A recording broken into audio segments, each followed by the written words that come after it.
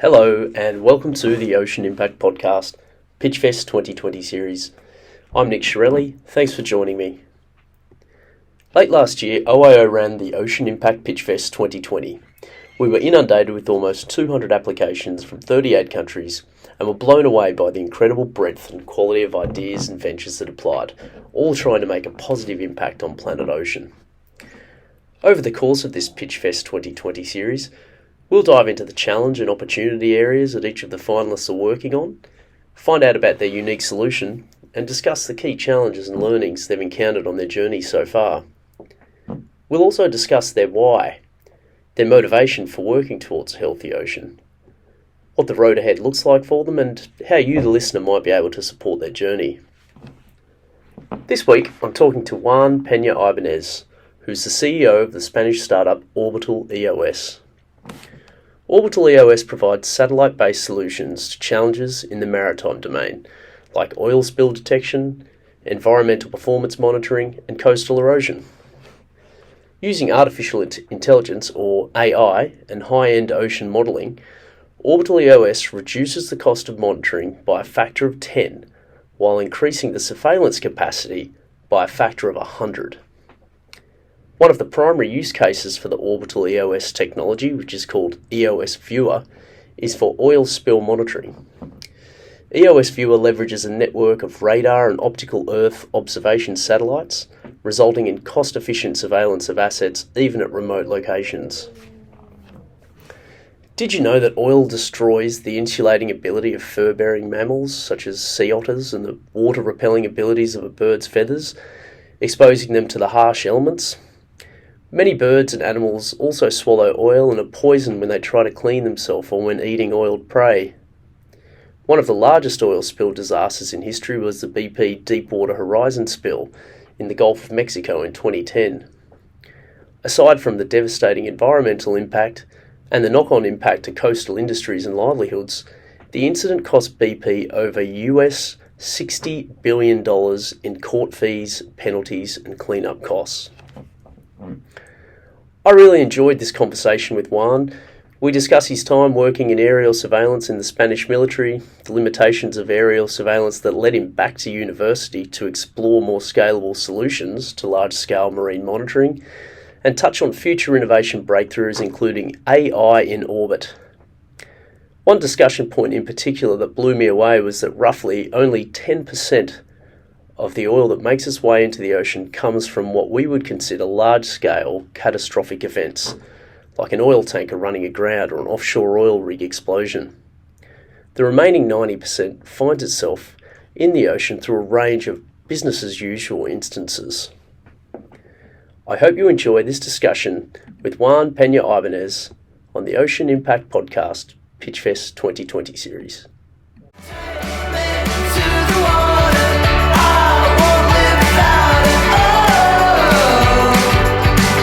Take the ocean out of me. Good morning, Juan, and welcome to the Ocean Impact Podcast. Thanks for joining me. Good morning, Nick. Pleasure to be here. I do say morning. It's late night here in Sydney, but you're in sunny Valencia. And what time is it for you there? It's 11 in the morning now. We have a beautiful morning, sunny day. Spring is coming in Spain, so quite happy. Yeah, excellent. We've had 4 or 5 days of torrential rain here in Sydney and 1 in 100-year type flooding event. So we haven't seen sun for a little while, but hopefully fingers crossed for tomorrow. So look, thanks for joining me. Excited to have this discussion today to talk about Orbital EOS and what you guys are doing with satellite technology and AI. Let's get straight into it. Tell us about what you're doing. Tell us about the problem that you're tackling. Yeah, sure. So the name of the company is Orbital EOS. So EOS stands for Earth Observation Solutions. So basically what we do is we use satellite images and artificial intelligence to design solutions to address business and environmental problems in the maritime domain. Excellent. And so what sort of problems are we talking about here? Yeah, so we're highly focused on oil spill monitoring. Yeah, so I guess that oil spill pollution it's a global issue for all of us. Approximately, it is estimated that 2 million tons of oil end up at the ocean every year, and unfortunately, this happens in every place, every country. And in our experience, most of that events go totally undetected. Yeah, so in a sense, we found out the best way to observe the ocean constantly and get information about oil spills is observing from space. So that is what we do. We use satellite images and artificial intelligence, which make a very nice marriage to extract this relevant information and help, oil industry, governments, and insurance companies to understand better this problem in order to better address it.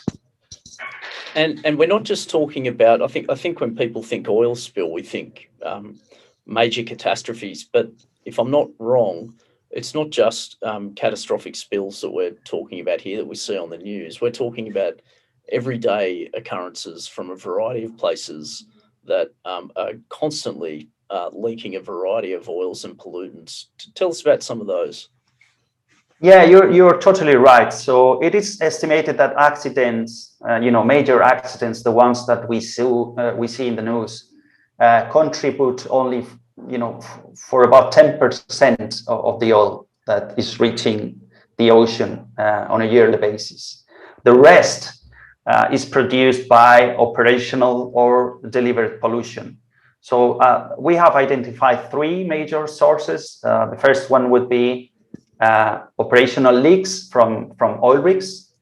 The second one would be delivered pollution from ships. Unfortunately, it is a very common practice at sea. Ships discharge the bilge, which is waste oil from the engine, and they discharge this at sea to save money. And the third one would be major accidents. But let's say that chronic pollution that happens every day is where we focus our attention. Of course, we help in accidents, but we have to raise awareness about how operational daily occurrence of oil spills, can have a very, very high damage on the environment. Sure.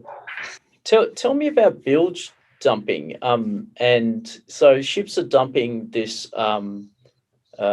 Dumping at sea, and that's saving them money because how are they saving money? Is that because it's saving them time of disposing of that waste correctly when they're in port?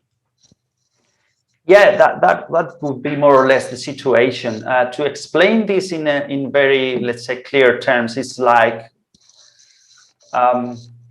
when I have used my car for a month, or for 3 months, and I have lubricant oil from the engine that is used, and I have to go to a place to declare this, this waste and pay a tax for it, because it has to be properly disposed. It's toxic for the environment, and there's a regulation out there to help this happen, that is properly disposed.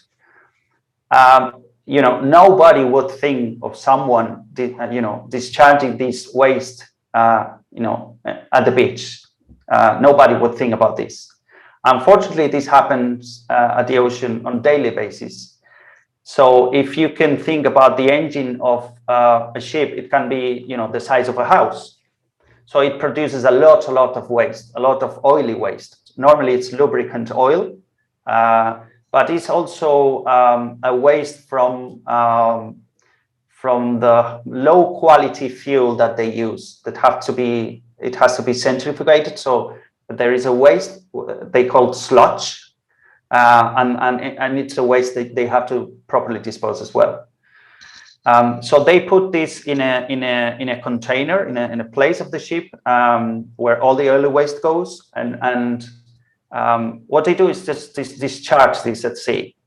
It's the deliberate pollution. It's an environmental crime. It's regulated. but unfortunately, the likelihood of being caught doing this is low. So, when they are in open seas, they do this. So we have found out that the best way of detecting this illegal behavior is by using satellites. So your customers for this particular problem are governments, I assume, and it's I suppose it's also a relatively predictable thing for you to be able to analyze because of the nature of shipping routes being what they are, and regular shipping frequency and so forth. Yeah, that's it, Nick. We normally put our eyes from space in places where the traffic is very dense, very high. There are, of course, there are also things related to how the enforcement works in the countries. For instance, finding this illegal behavior in the United States is very hard because normally ships think, I'm going to be caught. The fine is going to be 2 million. So I want this. But if you are in Indonesia or Malaysia or in south of India or sometimes even in Australia, this unfortunately happens. So we put our eyes, our satellites pointing at places where we think the likelihood of this behavior is higher, and we produce a report for the maritime authority, and give them a warning. Look, this has happened. We have identified the ship, and we gather and produce a report to for them to prosecute the ship. That's interesting. I mean, I would have sort of the logic I was thinking was that the regions and the countries with the high penalties would be the ones that would be most incentivized, I suppose, to engage your services, because every time you discover that someone's doing the wrong thing, there's government revenue there. Yeah, absolutely. Well, it all depends on the balance between the problem and the perception of the problem. You're totally right saying, if the perception of the problem is high, like, United States or Europe, then customers would be more keen to spend in these technologies. This happens sometimes, and sometimes happens that the pain is so big that even places where governments are not sensitive to environmental issues, they have to spend money, because otherwise, actually, they have to clean beaches because of oil reaching the beach on a weekly basis. So we have to play with those let's say psychological factors all the time. Gotcha. And I suppose there might be something in it where, the US, for instance, you use them as an example with large fines. If you were to approach a decision maker in government there about engaging your services, they might say, hey, where the consequences of dumping in our waters are so large via the fines, we don't think we need to engage in constant monitoring. Yeah, it happens sometimes. At the end, what we're trying to do is to, let's say, explain that, preventive measures are always better for the environment and better for internal budgets as well. So normally, the industry and some governments have a reactive mindset. I'm not going to invest this until I have the problem on the table, until I have my voters telling me, this oil pollution thing, it's killing fish. We have to close the shoreline because it's toxic. This happens in some parts of the world, like UAE, for instance, United Arab Emirates. So it depends, of course. There's a lot of psychological aspects involved in decision making when we're talking about environmental issues. I guess you're aware of that as well. But what we're trying to say, look, we're going to monitor your area for you using satellites in a very cost-efficient manner. And if something happens, you will be much more prepared than if you're not observing at all. Sure. So governments looking at the problem of human pollution or human caused pollution at sea, primarily bilge dumping. Another target you mentioned there was prior to that was working with oil industry to help them improve their environmental performance. Talk me through that. Yeah, so let's say that I am an oil producer, and I have some oil rigs, some facilities offshore. I'm extracting oil from the bottom of the ocean, and then I ship this oil to be refined in another place. So I can have, let's say, what we call operational pollution, which a pipeline breaks or there's a malfunction in a valve, and I have a leak in the facility. So these small leaks of oil can be pretty hard to detect.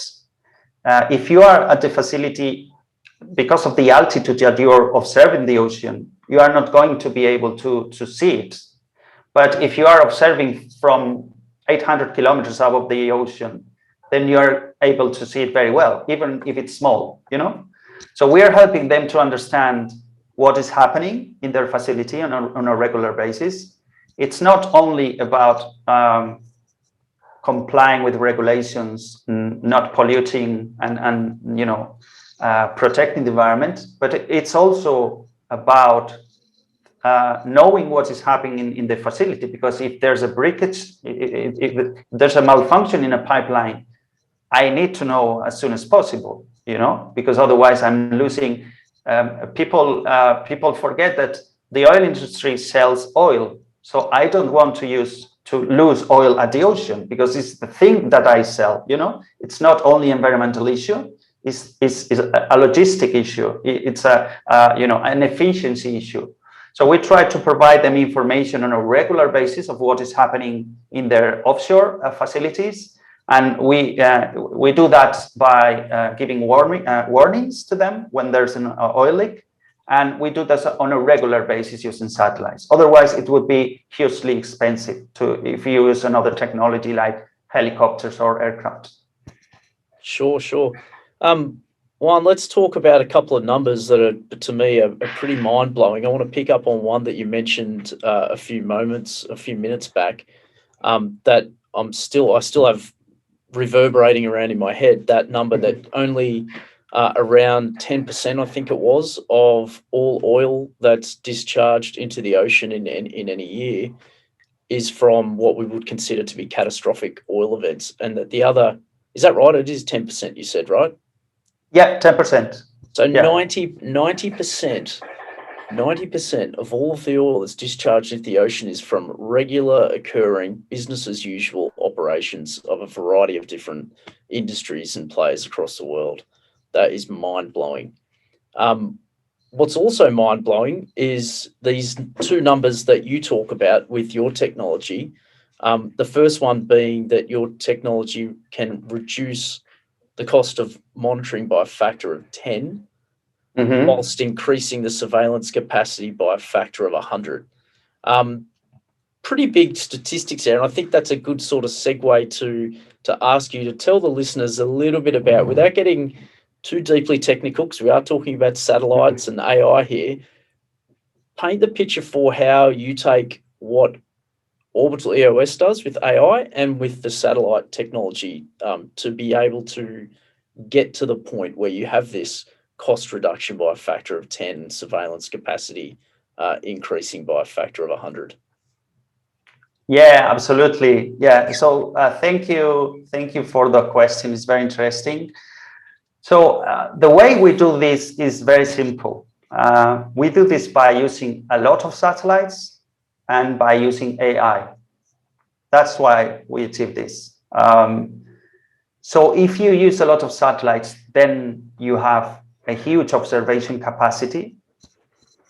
And one of the bottlenecks in the industry is, okay, I have this big eye in the ocean, in the space observing the ocean. Let's multiply this by 100. I have 100 eyes observing the ocean.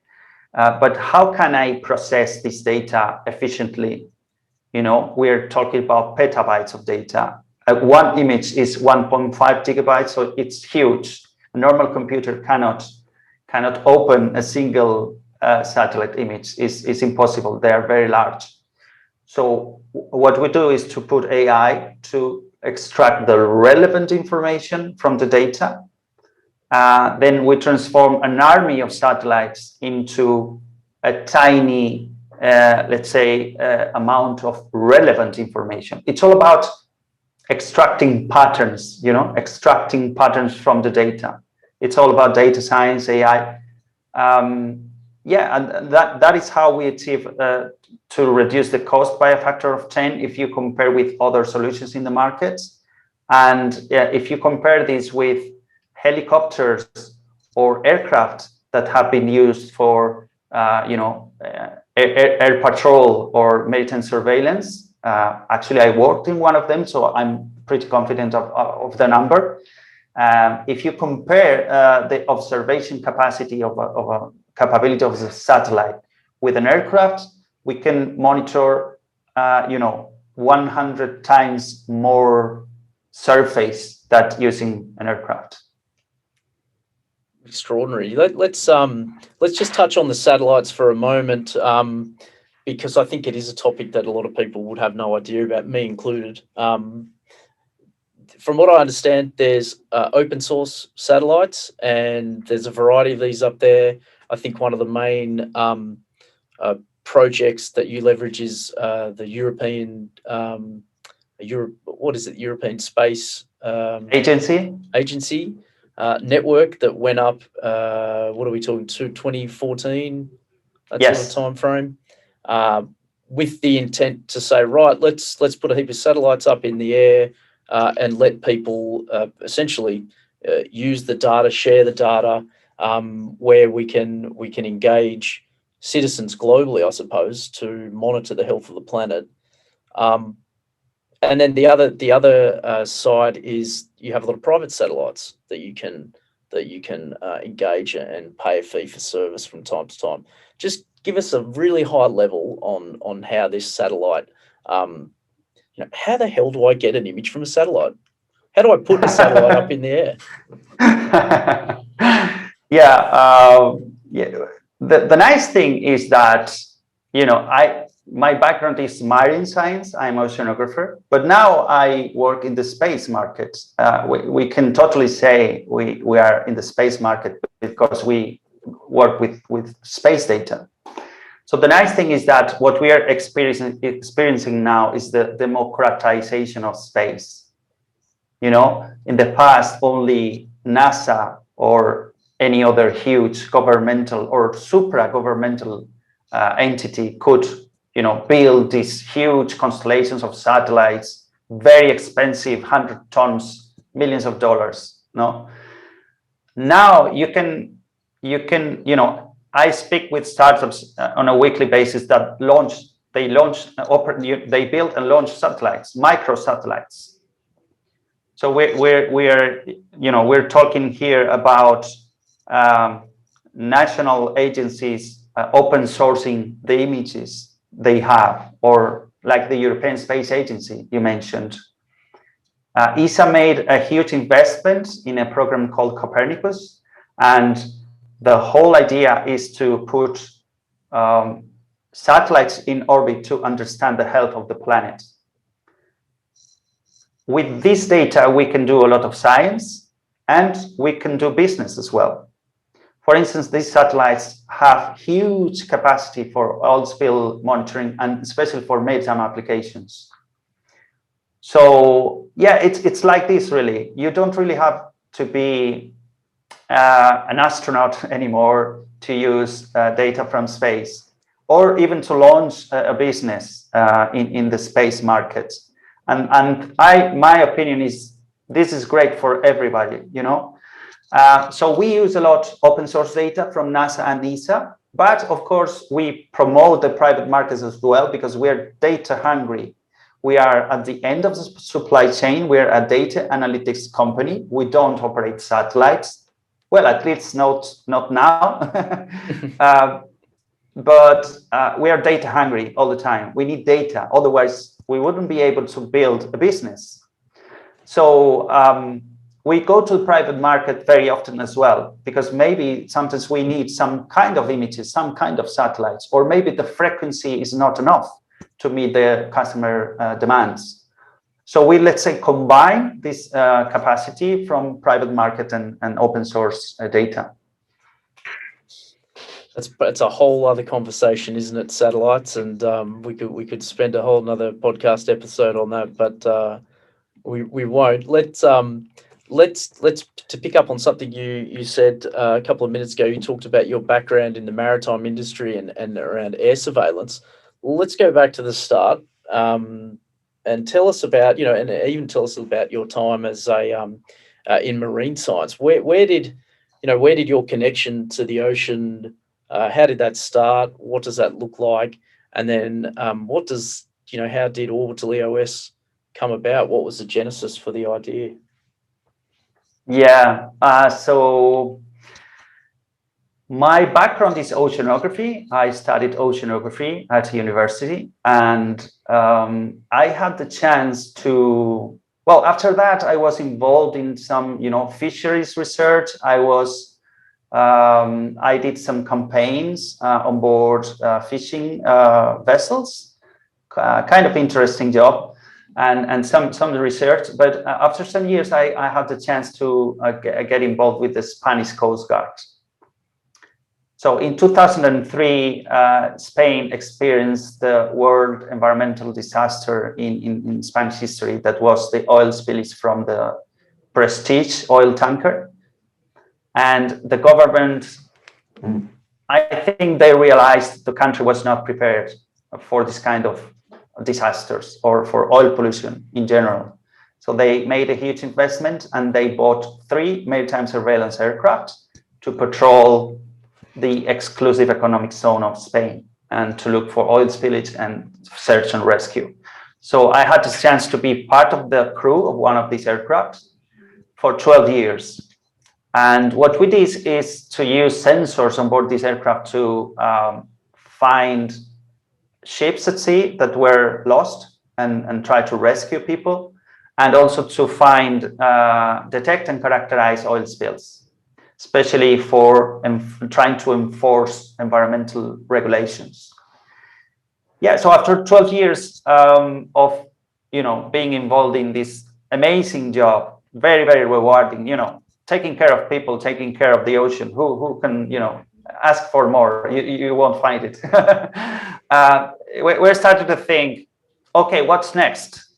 So a colleague and I came back to university, did a master's degree in remote sensing and data analytics.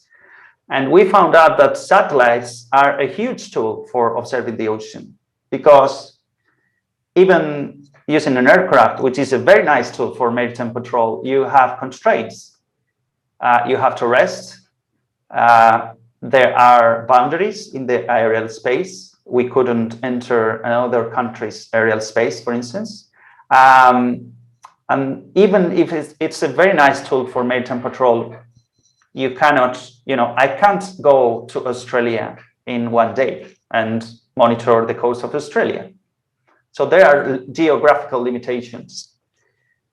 So in university, we found out that a new bunch of satellites were being launched.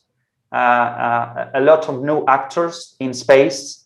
So more data, more capacity, more availability.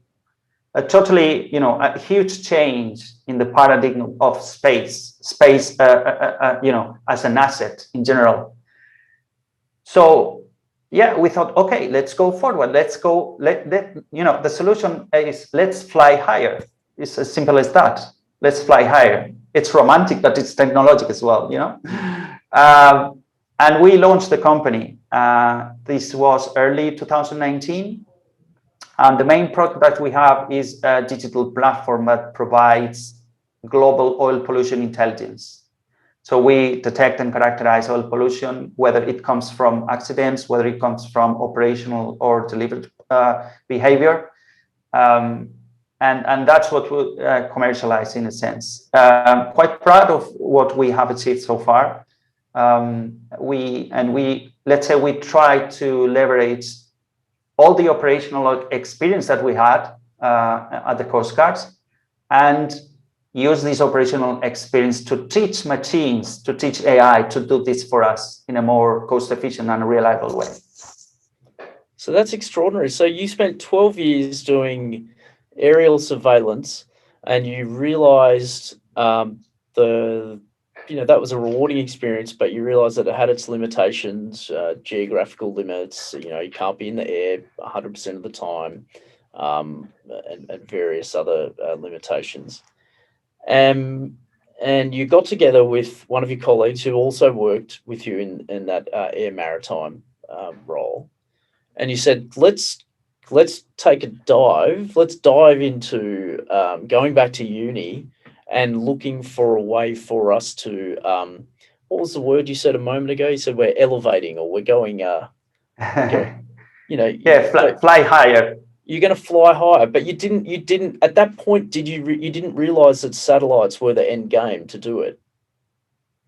Yeah, at that time we were just kind of dreaming of the ideal solution. Yeah, it was a time later when we, let's say, realized this is the tool that we need. A satellite is the tool that we need. And fortunately, the things are evolving so fast that this is the future. This is the future.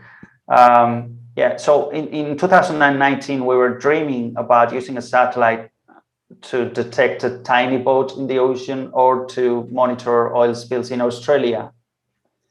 But now we can do that, So there are some constraints. Yeah, there are some constraints, of course, and some things that have to be, let's say, improved.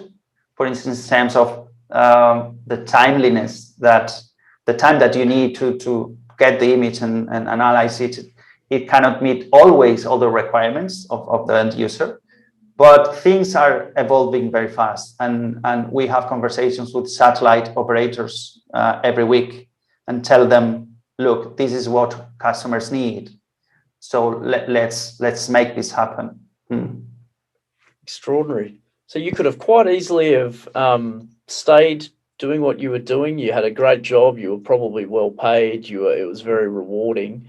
But rather than rest on your laurels, you saw an opportunity to take what you were doing and turn that into something much bigger, and essentially scale, I suppose, what you couldn't scale while doing airplane surveillance. But you don't have a background in AI, do you? It's still a massive cliff to jump off, if you like, at that point, to leave that role behind, head back to university and say, hey, we see a big chunky problem in front of us, but we're super passionate about trying to solve it. That's extraordinary. Thank you very much. Yeah, entrepreneurs, we are all a bit crazy and passionate about what you do. Otherwise, it wouldn't be so possible. Yeah, but the question is that when we came back to university, the field of remote sensing and AI were overlapping, because a satellite image can have a lot of information, but how do you extract the relevant information? How do you answer the question that you want to answer? This is a tricky part, because it's not really like a picture. It's a bit more, it's much more complex. It's an image taken from the space. There are a lot of physical variables out there. So there are two things that are crucial. One is understand the physics behind of the process of, how a satellite sees the Earth, or how a satellite detects an oil spill, for instance, a process that I want to detect. How do they see, because the vision of a satellite is not like the vision of a person. This is one part of the equation. The other part is how we use algorithms, AI, to extract this relevant information very quickly and very efficiently. So we let's say in the master program, we did some research using AI. We are not experts in AI, so we hired an expert in AI. We have a PhD in AI in the team. Excellent, brilliant brain, I would say. And let's say that each one of the team brings, the knowledge on the table, and we try all of us to solve the challenge. Yeah, that's how we operate. So you've only been around from 2019. So you've only been around for 2 years, essentially, 2 or 3 years. And in that time, you've gone from concept to having your platform in the market. You've got some paid pilots that I'd like you to tell us about in a moment. That's a lot in a short space of time. Well, thank you. I'm pretty happy with what we have achieved so far. So 2 milestones, I would say. One, last year, the solution we have in the market, which is called EOS Viewer, and it's a solution for global oil spill intelligence based on AI and satellite observation. This solution was awarded by the European Space Agency in a contest for European startups. Very, very competitive. ESA is a highly, highly reputed institution in Europe. It's like, it's like NASA, it's only very smart people work there, and you have to be very good at what you do to get this recognition. So we are very happy that this solution was awarded by ESA. And last year we did a pilot with a big name in the oil industry, with Total, the French oil and gas company. We did a pilot for them monitoring oil rigs in the ocean, and it was pretty successful. We demonstrated that the whole process can be digitized. The whole process can be much more cost efficient that other solutions do in the market so far. And we have explored other, let's say, adjacent markets or applications like coastal erosion. So last year, for instance, we did a very interesting pilot to understand coastal erosion in Spain. We have a huge problem here with storms in the winter, and even the touristic season was compromised in some parts of Spain. And that's not a joke. The whole North Europe spends the summer in Spain, so it's not a joke anymore. If there's no sand at the beach, there's no beach. So people, it's like this. So the regional government needed to understand what processes trigger this and how the coastline evolves during the time. So we helped them to answer this question using satellite data analytics. And then ultimately, the reason they would do that is that so they can build strategies around maintaining sand year round, so that tourists can, stay at the beach, come to the beach. Yeah, absolutely. Yeah, that's it. Yeah, actually, many times what satellites do is to help you understand what is happening. Once you understand what is happening, then you can design a solution to this, but understand what is happening is very important, because most of the times when we talk at this scale, it's if you are not observing, you don't know. You're just, you can predict, but you don't know. But satellites really guessing. Yeah, that's it. Yeah. Without access to information, you're really guessing, and then that can be a disaster when you put mitigation strategies into place that aren't based on correct, accurate, and timely information. Look, I just made the comment a moment ago. It sounds like you've done a hell of a lot in a short space of time. You've got the EOS Viewer up. You've talked us through some of the applications and the pilots. From what I understand, self-funded to date, early revenue, which is amazing for a platform play like this, and the type of technology we're talking about to have got to this point. That's a huge achievement in itself.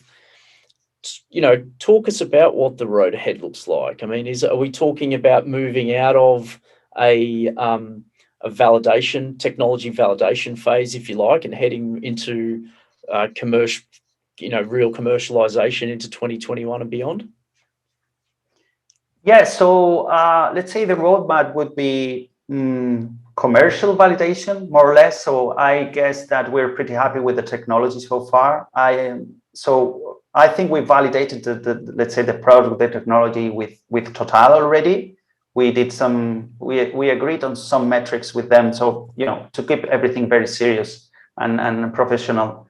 At the end of the proof of concept, they were very happy with the technology.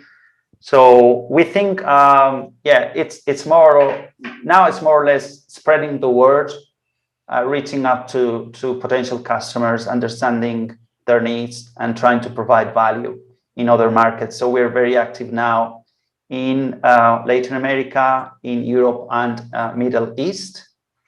And the whole commercialization strategy is put in place is just to make this happen and try to reach potential users that see value in what we do. And how are you doing that? Are you working with partners in those regions you mentioned, or are you keeping that all in-house? How are you actually getting the word out and getting conversations going with potential customers? Yeah, so in places that are, let's say, far away from us in terms of network, we try to work with partners like Latin America. So we have a very good relationship with two companies that are reselling our solution in Latin America. And in Europe, we go directly with our, let's say, traction channels that we use and try to engage in conversations with oil companies and governments here in Europe. And that's more or less the strategy that we're putting in place this year. Gotcha. And sticking with those regions for a period of time before you try and go too far outside of those regions into the Southern Hemisphere, for instance? Yeah, that's it. Yeah. So being a small company, of course, there's a limited amount of things that you can do. So we're going step by step, especially trying to understand how we can produce value, whether, you can have very fancy technology, but if you don't provide value, then you don't have a business. So especially putting a lot of effort in the priorities of potential customers of, would you invest in a technology like this? If you would invest in that technology like this, why don't we prove this technology in your environment? Then if you're happy, okay, let's sit and let's engage for long-term relationship. And I suppose that's where that's one of the many advantages to your background in maritime surveillance comes from, right? Because you understood your potential customers' problems very, very well before you marched off to try and build a piece of technology that supposedly is going to solve a pain point. I mean, you understood the customer, you understood the use cases, you understood the pain points, which is a huge leg up because a lot of people get that wrong, right? They don't understand their customer completely. They make assumptions that they don't validate. Mm-hmm. And next thing you know, they spend a lot of money and time building something that essentially no one wants. Yeah, absolutely. That is a very good comment, Nick. That's what we're trying to leverage in a sense, especially when speaking to governments. We tell them, I've been there. I've been working in your position. I've had to manage a situation like the one you're managing right now. And I know the technologies that are there in the markets.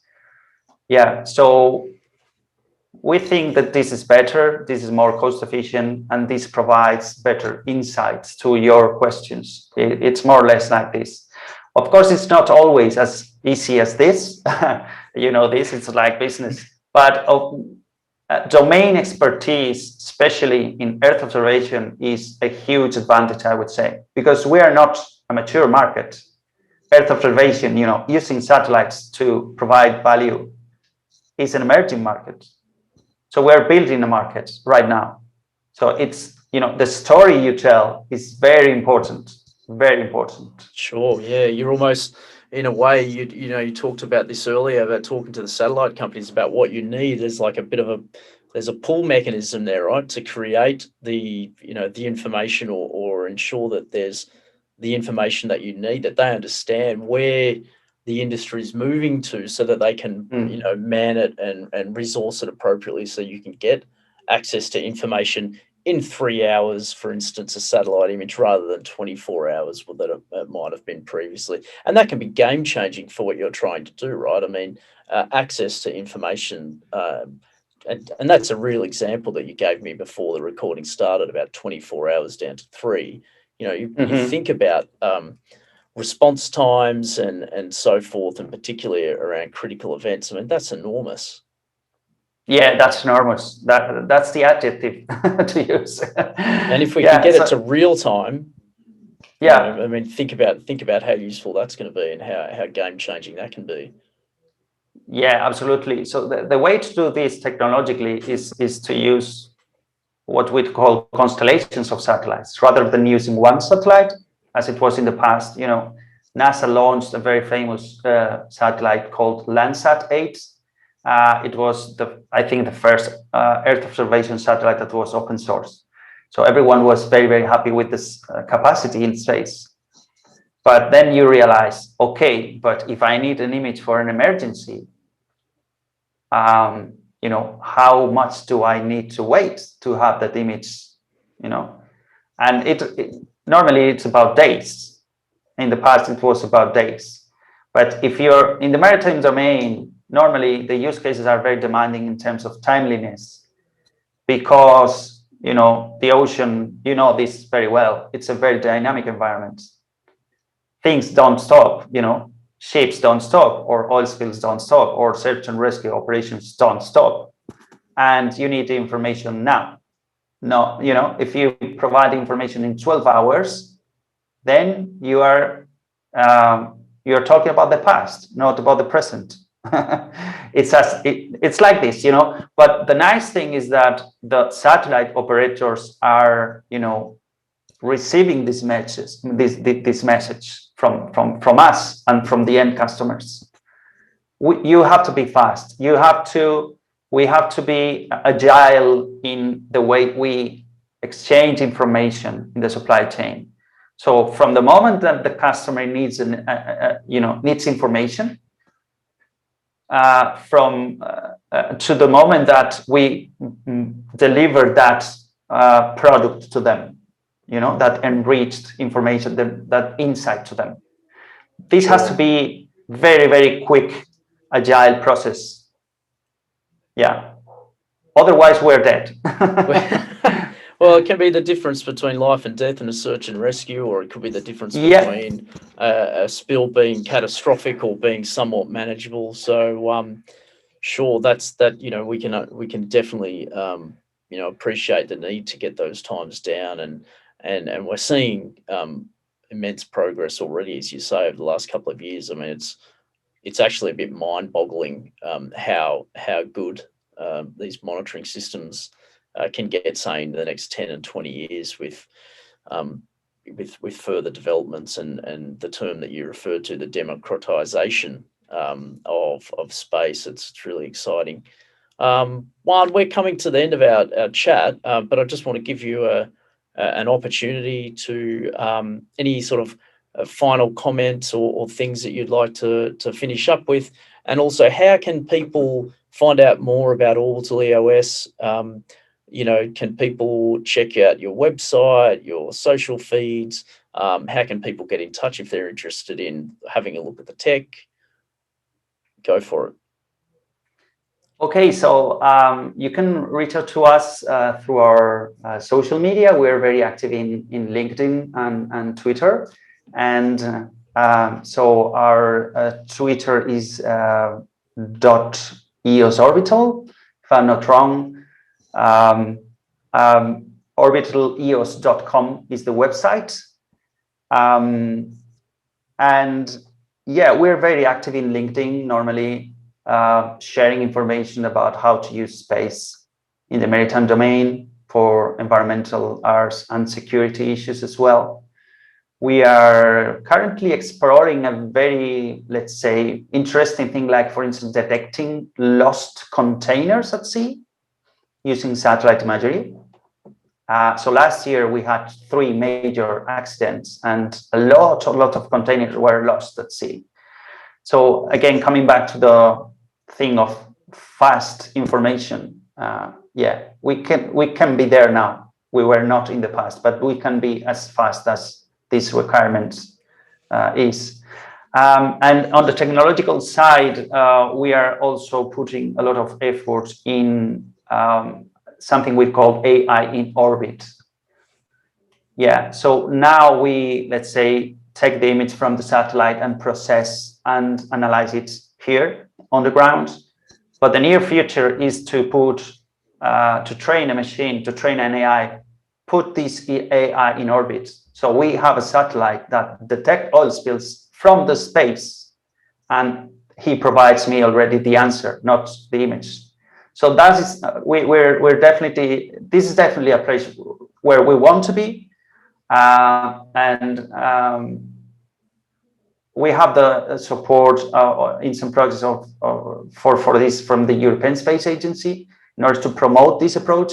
And we think this is going to be a huge improvement in how technology can be used to solve real problems on Earth. So essentially, you plug the AI into at the satellite level, and rather than, am I right in saying that would reduce the amount of information that you're being sent and the processing time to actually analyze that data? Absolutely. That could be an order of magnitude in terms of efficiency and timeliness, right? Absolutely. That's the main goal. So we would be talking about kilobytes of data, right, rather than gigabytes. So now the supply chain is so complex, involves so many actors and huge ground stations and huge facilities to communicate from the ground to the satellite and backwards. So we would solve this by putting intelligence in the satellite. So once you get that AI in orbit concept up and running, we'll have to do another podcast, because I'd like to talk to you about what that does to those numbers around cost monitoring reducing by a factor of 10 and surveillance capacity increasing by a factor of 100. Those numbers are going to be completely blown up with AI in orbit by the sounds of it. Juan, thank you so much for your time today. This has been a great discussion. It's been fantastic to hear about what you're doing. And once again, it sounds like you have done a hell of a lot in a short space of time. Congratulations for everything you and the team have achieved, and all the best for the future. Thank you so much, Nick. Congratulations on your initiative so far. It's been huge to having the chance to contribute to your initiative, and being in this podcast has been really great. So thank you so much for inviting me. It's my pleasure. Thanks, Juan. Have a great day. You too, Nick. Cheers. Bye-bye. Bye.